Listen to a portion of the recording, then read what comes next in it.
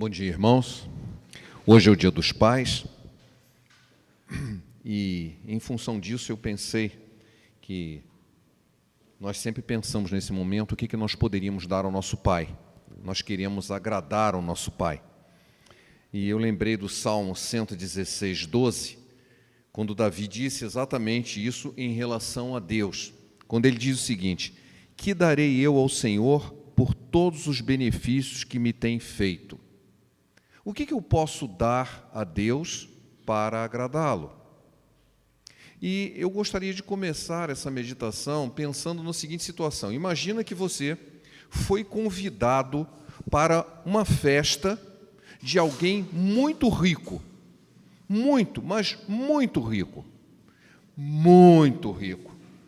Aí você diz: bom, eu vou dar uma joia bem cara para ele. Aí eu vou na joalheria e descubro que ele é o dono da joalheria.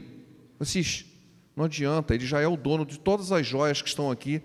Eu vou comprar uma joia e dar para ele, mas ele já é o dono delas.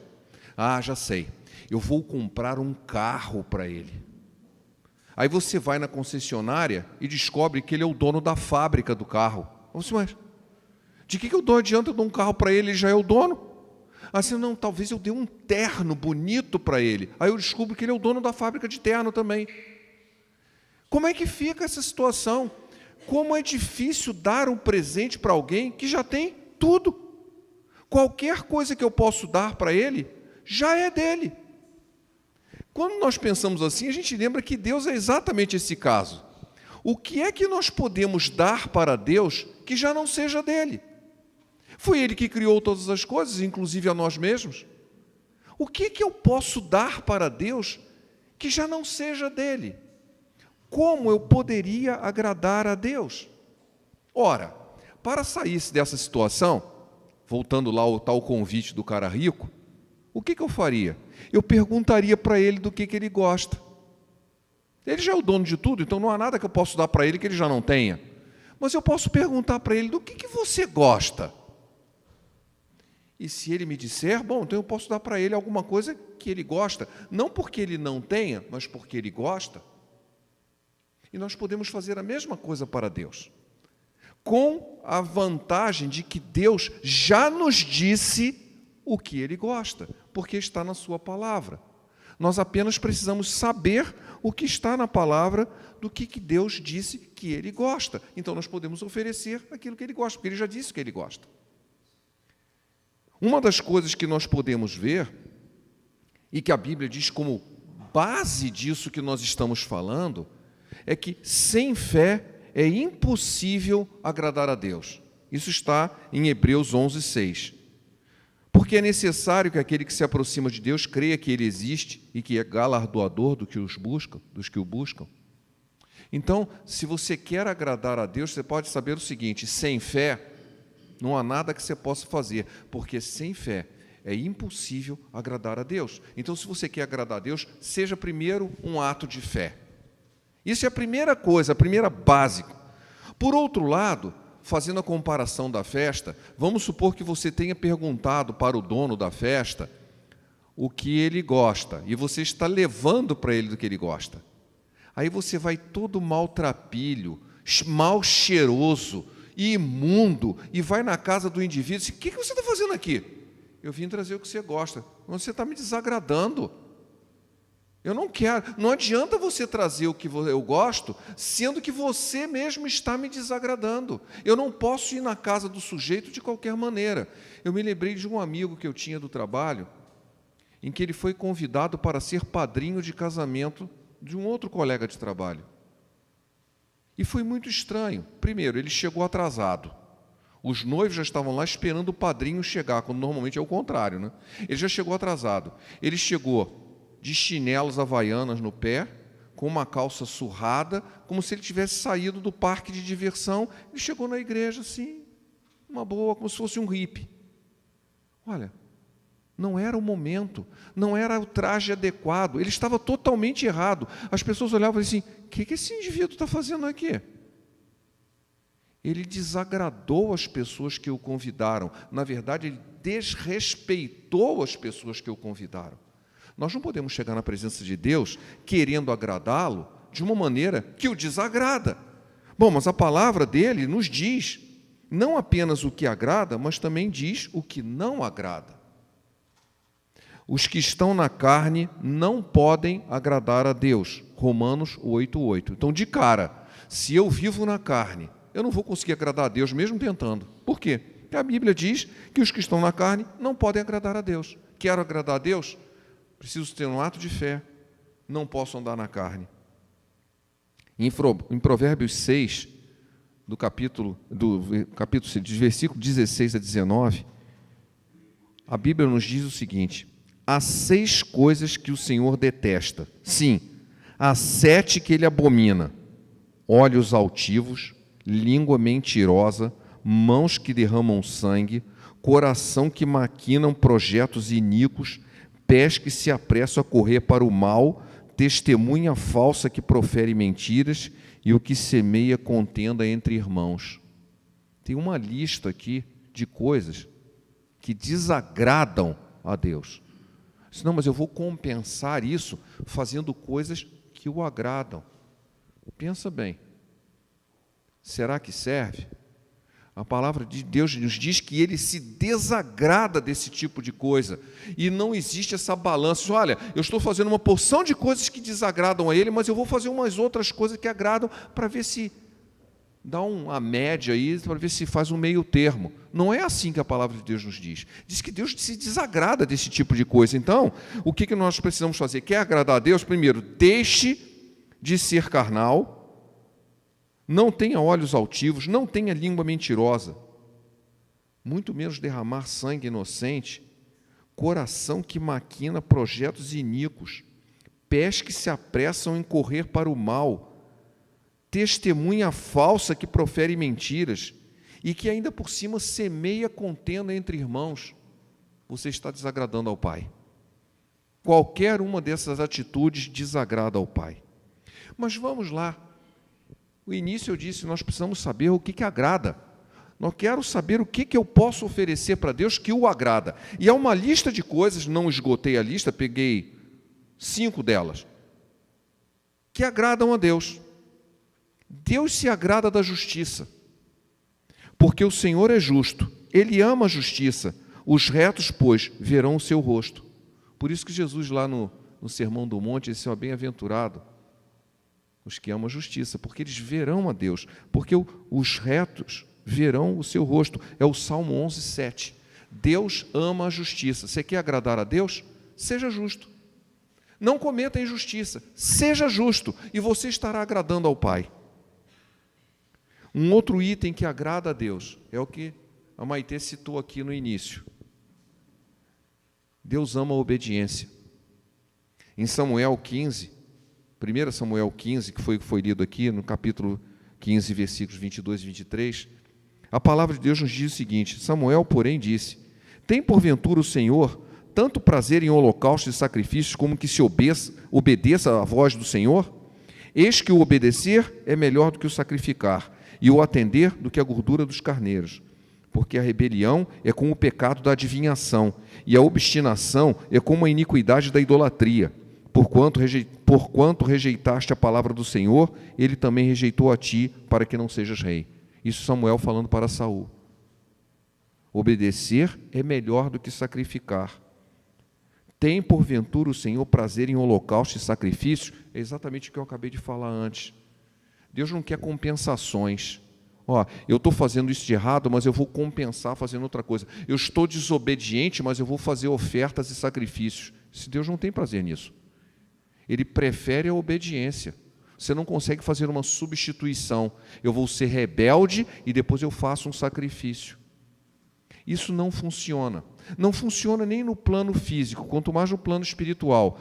Eu uma vez, acho que já até mencionei aqui, estava num restaurante com um amigo, e o restaurante era desse tipo self-service, em que você pode comer à vontade, e havia um buffet de sobremesa, mas era enorme, tinha tudo quanto era tipo de doce, e os doces eram muito assim, chamativos visualmente, pareciam que eles eram maravilhosos de gostoso.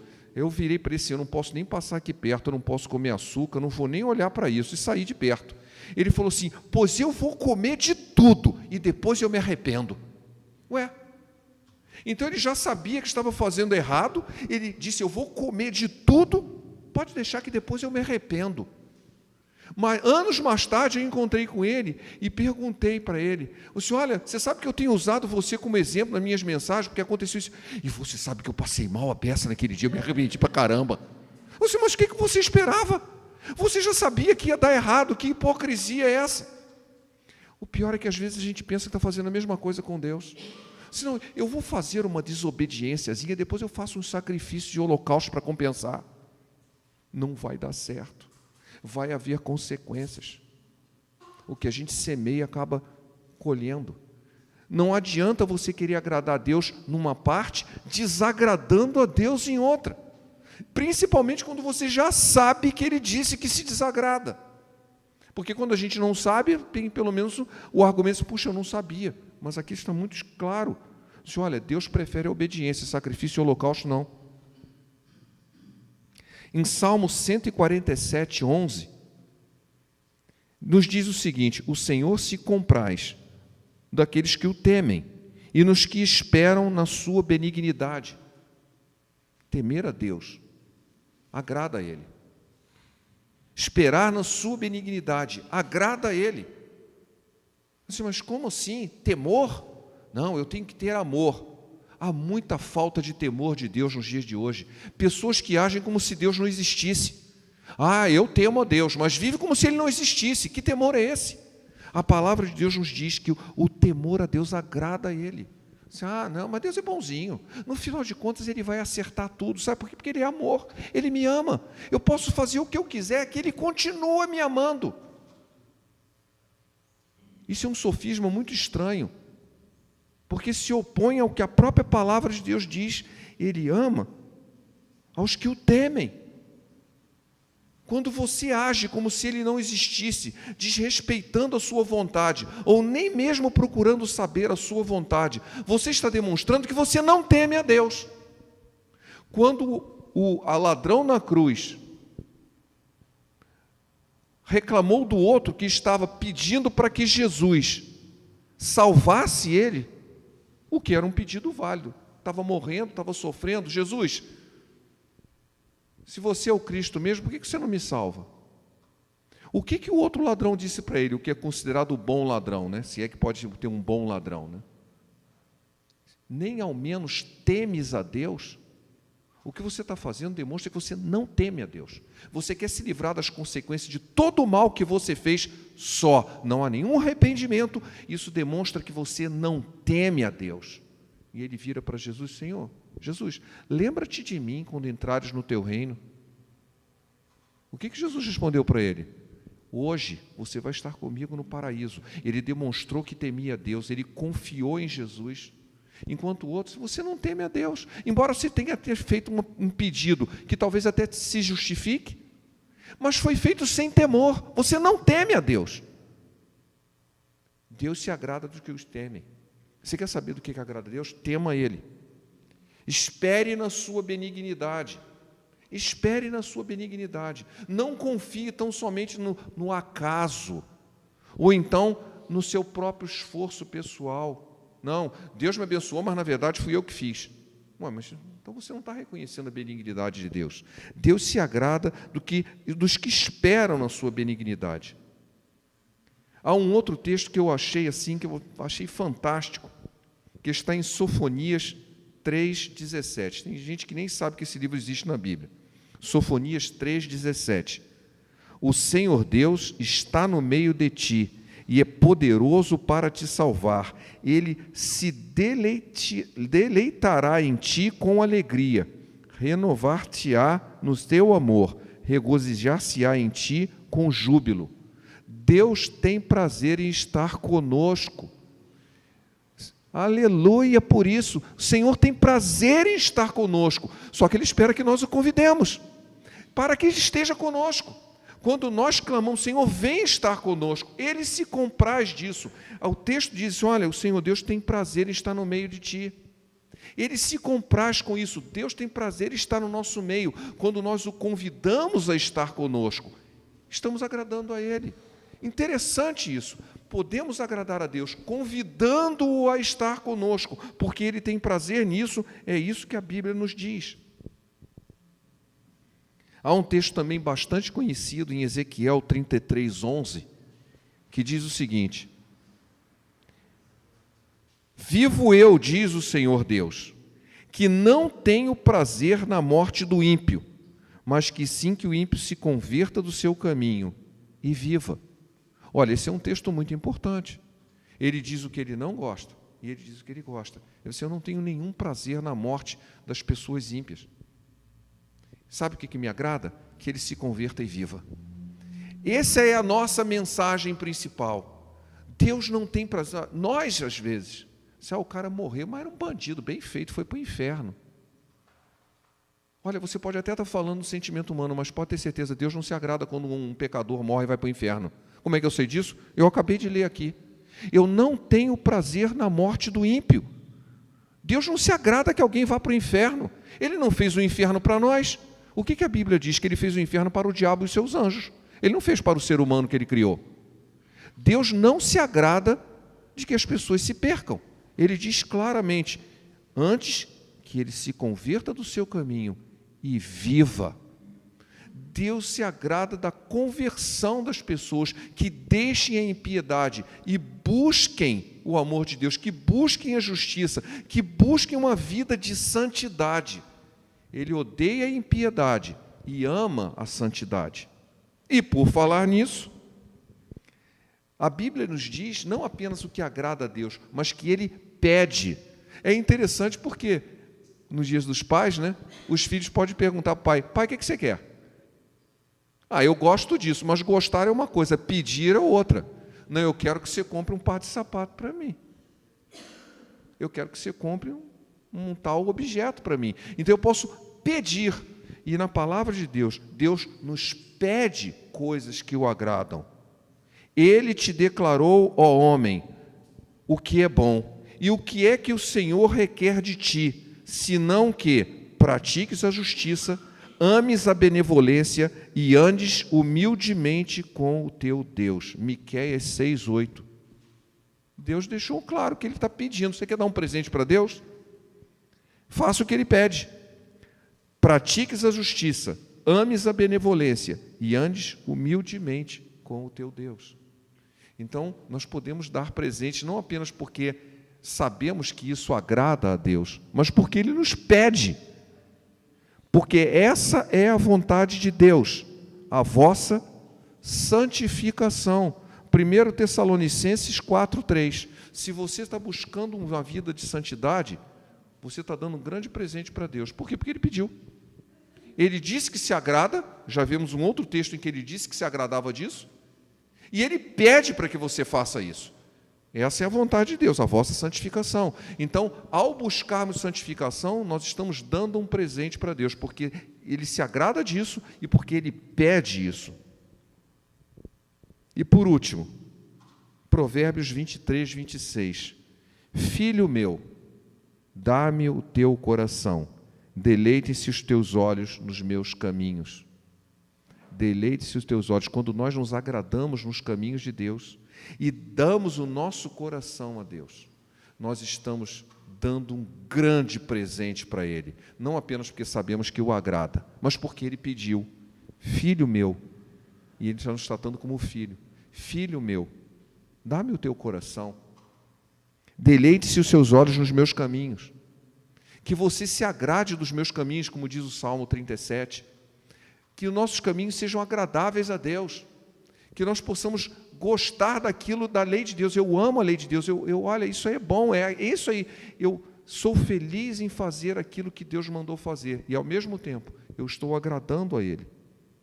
Filho meu, dá-me o teu coração.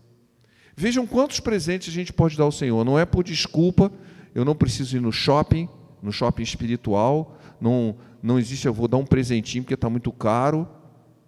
Tem uma lista de coisas aqui que agradam ao Senhor.